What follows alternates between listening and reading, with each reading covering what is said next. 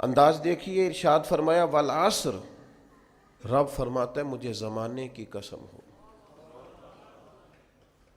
اللہ کو بھی قسم اٹھانے کی ضرورت ہے، مالک کریم کو بھی کیا حاجت ہے کہ وہ قسم اٹھائے، لیکن تاکید کر کے بات ذہن میں اتارنے کے لیے۔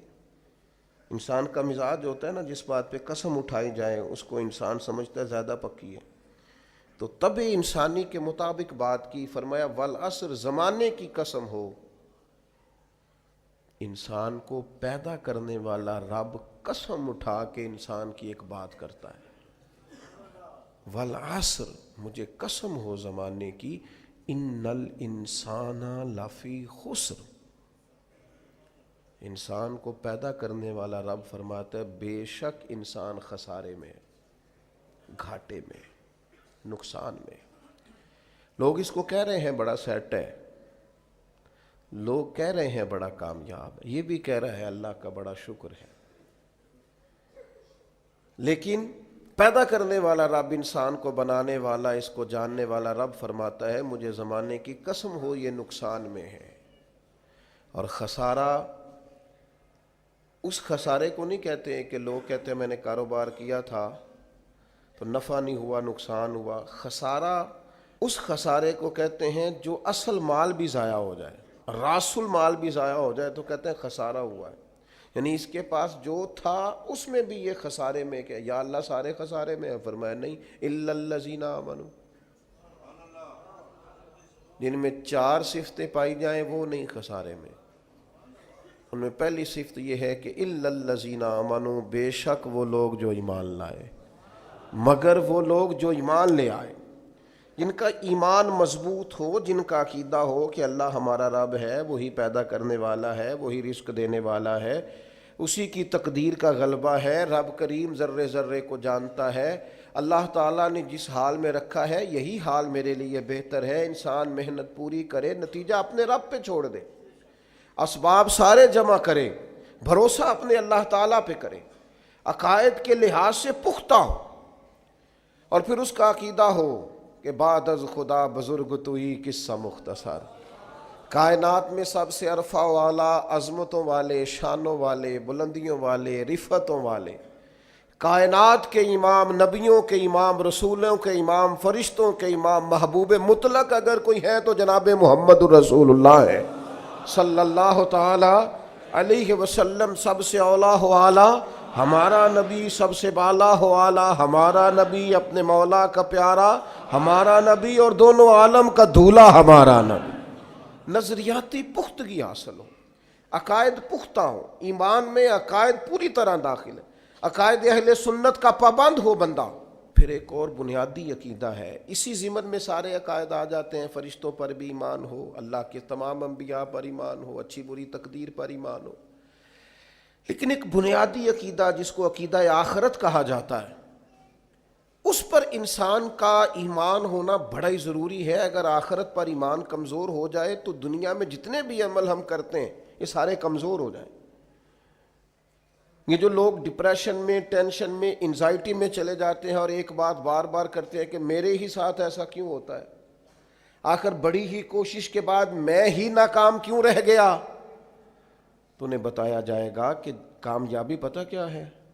لا یستوی اصحاب النار و اصحاب الجنہ، اصحاب الجنت هم الفائزون۔ جنتی اور جہنمی برابر نہیں ہیں، کامیاب وہ ہیں جنہیں اللہ تعالیٰ نے اصحاب جنت بنایا ہے۔ جو جنتی ہیں وہ کامیاب ہیں، جس کو اپنی آخرت کے تعلق سے اللہ تعالیٰ نے فکر سلیم دی ہے، راہ ہدایت دی ہے، اعمال حسنہ پر استقامت دی، اور وہ سمجھتا ہے کہ میں محنت اپنی آخرت کو ٹھیک کرنے کے لیے کر رہا ہوں، جد و جہد میری اپنی قبر کے لیے، حشر کے لیے، آخرت کے لیے۔ آخرت پر جس بندے کی توجہ ہے وہ بندہ کامیاب ہے۔ اس لیے دنیا میں اگر دنیاوی طور پر کوئی ناکامی آ بھی جائے تو کوئی اتنی بڑی ناکامی نہیں ہے، اس لیے کہ اصل کامیابی آخرت کی کامیابی۔